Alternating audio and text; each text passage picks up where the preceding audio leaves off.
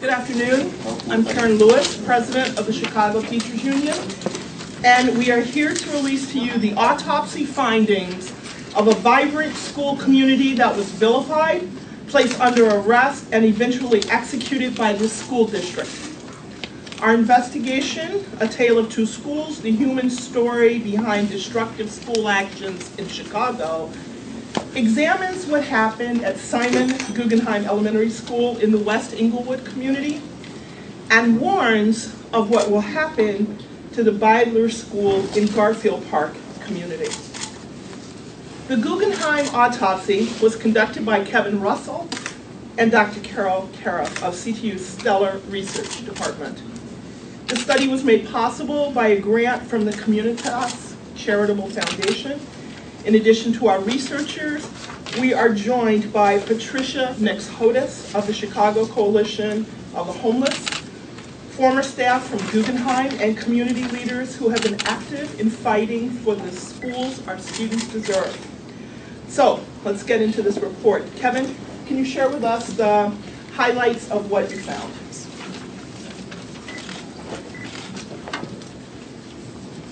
While we know that school actions affect almost exclusively African American communities, these demographics do not tell the whole story of school actions.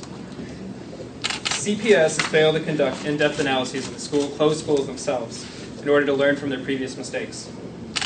To fill in this gap, we performed an autopsy of Englewood's Guggenheim Elementary, studying the causes and effects of its 2012 school closure. We also examined East Garfield Park's Beidler Elementary, which was threatened for closure in 2011 and 2013. To collect information, I interviewed 10 people deeply familiar with Guggenheim, a member of the Chicago Coalition for the Homeless, and 9 members of the Guggenheim staff, including the principal and 2 teachers who each worked at the school for 20 years. At Beidler, I interviewed 9 experienced teachers and PSRPs and discovered that CPS's repeated threats of closure have produced a culture of fear at the school, creating an unnecessary obstacle to student success. Despite resource deficiencies, the Guggenheim community is using research-based strategies to build a stable school climate based on collaboration, teacher input, and a clear vision for the future. Guggenheim, however, never got this chance. CPS and its appointed administration made many egregious missteps. The Guggenheim staff was never given the opportunity to implement their ideas for holistic improvement. The district and the Guggenheim administration not only impeded progress, but it reversed it through destructive policies that destabilized the school and set it up for closure. CPS then implemented a haphazard transition plan that led to only 37% of the students, the non-graduating students attending the designated receiving school, and 90% of students dropping out or not accounted for by CPS. CPS now wants to close 54 neighborhood schools, the most at one time in American history.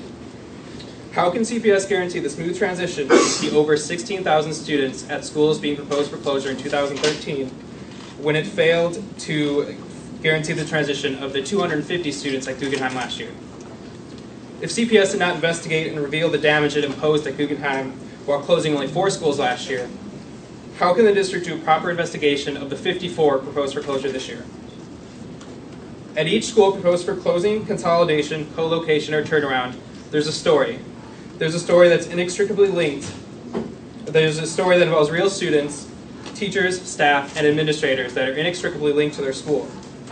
We need a moratorium on school closings until CPS develops a plan to complete these in-depth investigations and release the findings to the public for consideration. Thank you.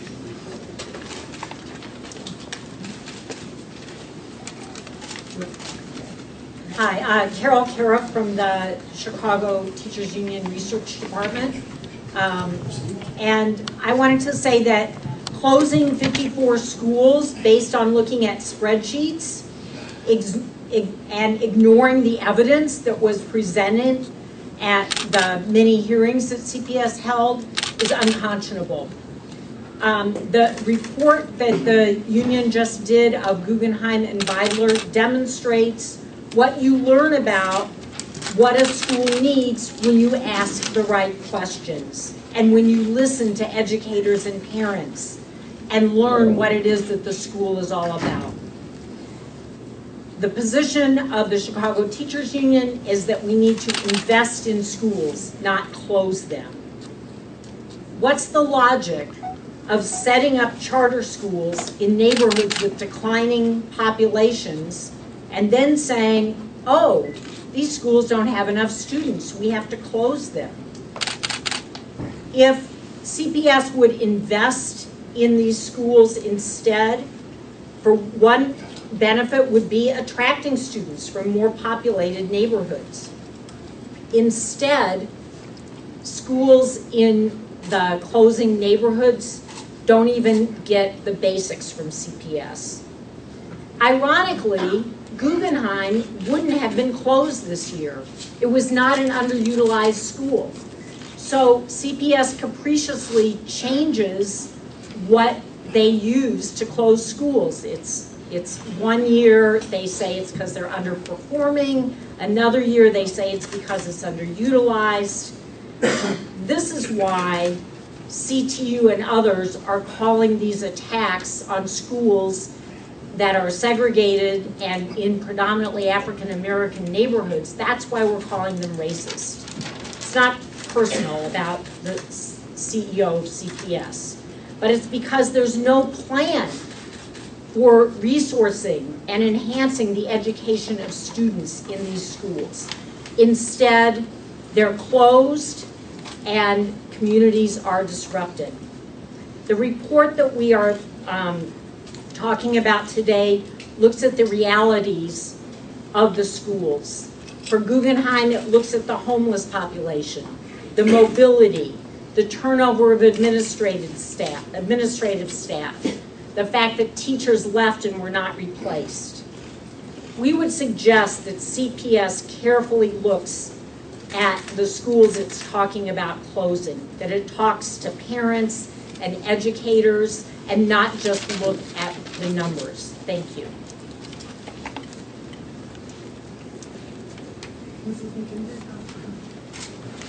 Please spell your name, but say your both names for the. Hi, my name is Efolman Kembe. It's spelled I-F-E-O-M-A, and the last name is spelled Nkemdi, N-K-E-M-D-I. I was a teacher at Guggenheim School for 2 years, I would say, and I was put into a classroom in the beginning of the year in 2011 to 2012 with 43 students. First day was actually 17. The next day was 43. And this was all because of a mix-up. And for a school that was already on the chopping block, and we all had incentives to make sure that we did extremely well with teaching and making sure that the ISATs, the students were ISAT ready, that is a detriment to teaching and being able to manage a classroom. Some of the kids were not moved because there was a mix-up downtown. So not until the third day did I have my regular classroom, which turned out to be 38 students. Some of them which were repeating third graders, some of them were 10, 11 years old, some going on to 12. Very difficult environment to teach and to teach up to the standards. And it was a problem from the first day till the end of the year. It's a lot of chaos, especially with the announcements of closings. Children felt like they were mishandled. They felt like they weren't heard. There was a lot of disruption in the classroom, and nothing was done by administration to solve the issue, solve the problem. Rather, it looked like they just wanted to make sure the school closed down on that note. So it began on a tumultuous note, and it ended on a very harsh, tumultuous note. Thank you.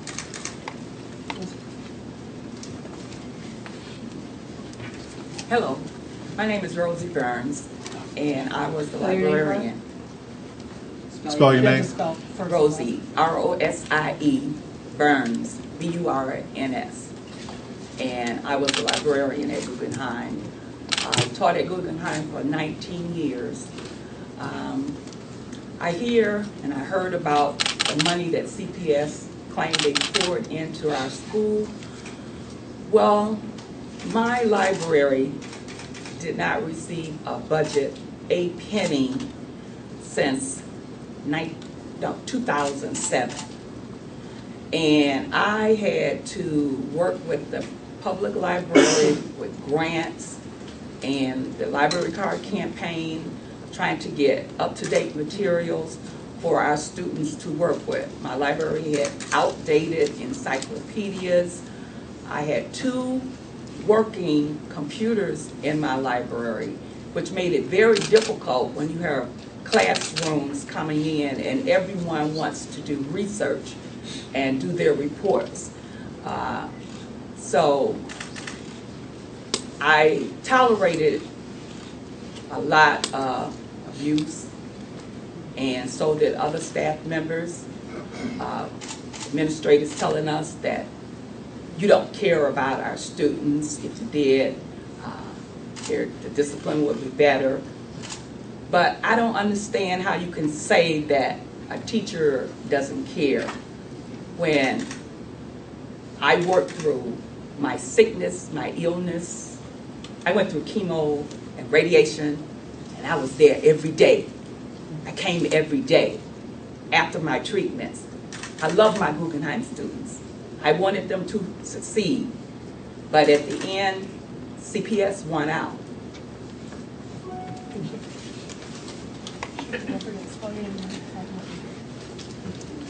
Hello, my name is Cherie, S-H-E-R-R-I, accent mark on the I, Dabney, D-A-B-N-E-Y, hyphen Parker.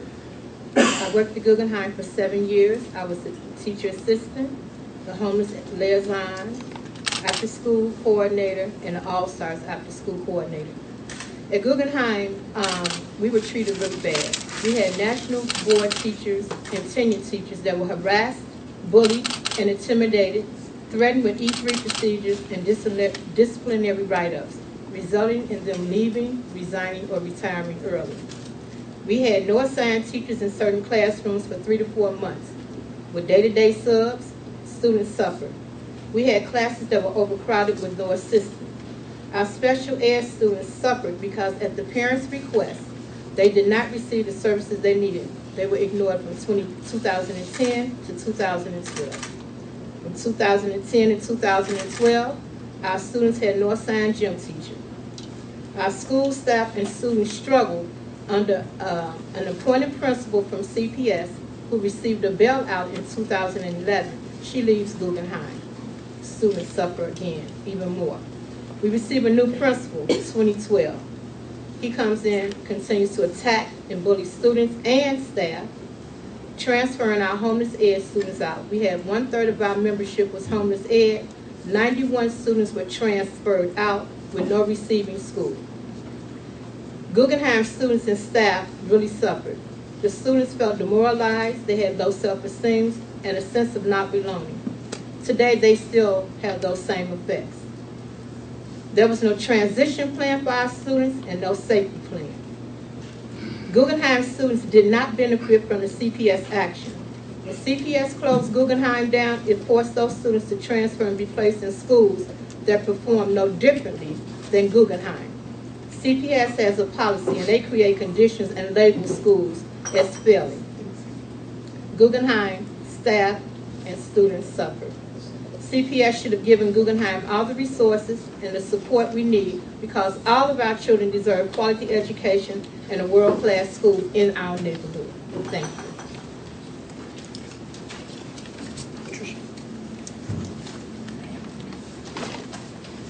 Good afternoon.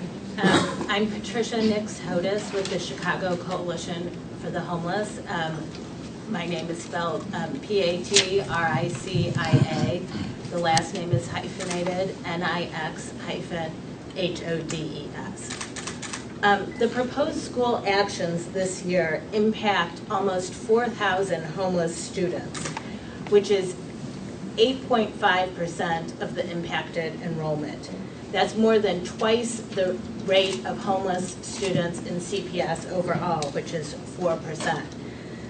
These proposed school actions are massive and unprecedented in Chicago and across the country. And they amount to experimentation on our children, many of whom are very vulnerable because of their unstable living situations. We share the concerns that the CTU raised in their report today. Since 2004, with the announcement of Renaissance 2010, the Chicago Coalition for the Homeless has assisted students experiencing homelessness impacted by school closures.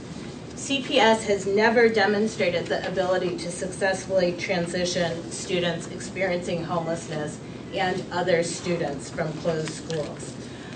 Students become lost in the process, and Guggenheim is just an example, a very bad example of many things that CPS mishandled with the transition process of homeless students.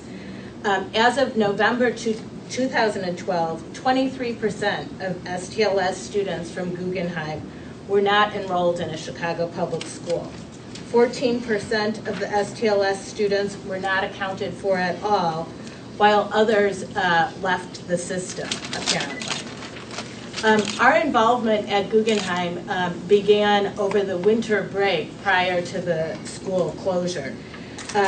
While Guggenheim at that time was just a school proposed for closure, the principal issued transfer notices to the families in STLS, telling them that teachers wouldn't come back after winter break since the school had been announced for closure, and encouraging them, or requiring them to transfer to another Chicago public school. This was illegal, and we intervened to ensure that the families were able to remain at Guggenheim. Throughout that spring and throughout the summer, the Coalition for the Homeless met with school staff and families and students to help them understand their rights in the transition process and to determine the individual needs. The STLS liaison, Ms. Parker, who spoke here today, was extremely supportive of the families and the students. The principal, on the other hand, was not. We had difficulty after difficulty in getting needed services for the students. Things as simple as fee waivers were not provided, uniform assistance was denied, serious problems and delays in getting students evaluated for special education, and other needs were not met. Then over the summer, the STLS program, which is Students in Temporary Living Situation, the homeless education program at CPS, reorganized when they were in the process of working with homeless students from Guggenheim and transitioning them. All of the STLS workers helping Guggenheim families lost their jobs in the reorganization process. Then at the start of this current school year, the manager of STLS took another position within CPS. Yeah. So all students are harmed by this chaos and destabilization, and homeless students are particularly vulnerable due to their unstable living situations. Thank you. Thank you.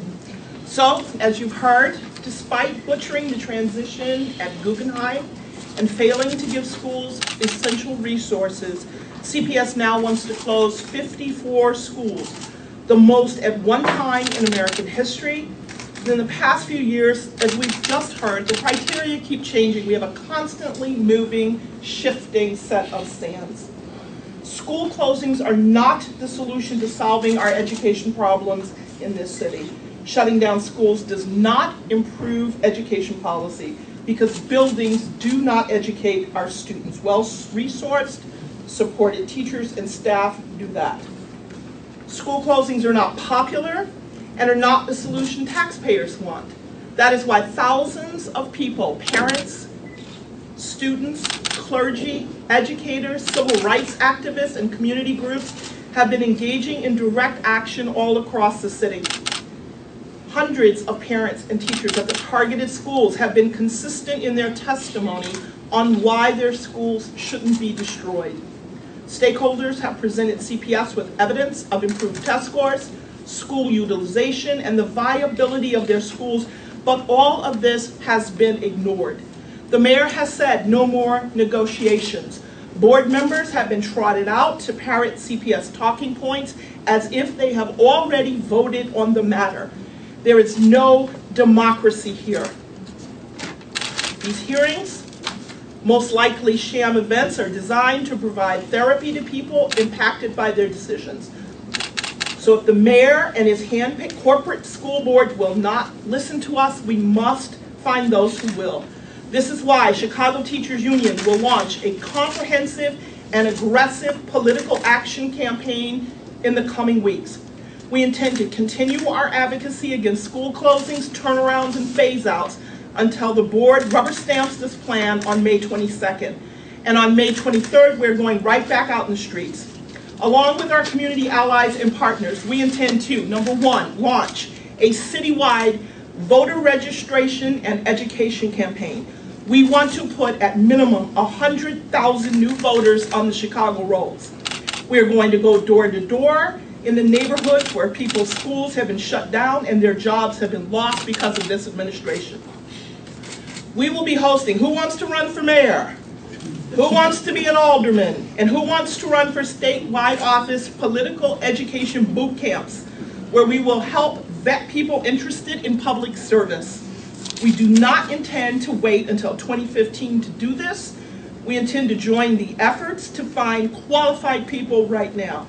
So if anyone out there wants to stand up for our students, parents, for educators on a strong research-based education agenda in this city, and will pledge to fight the status quo, visit our CTU website, www.ctunet.com, for dates of these trainings.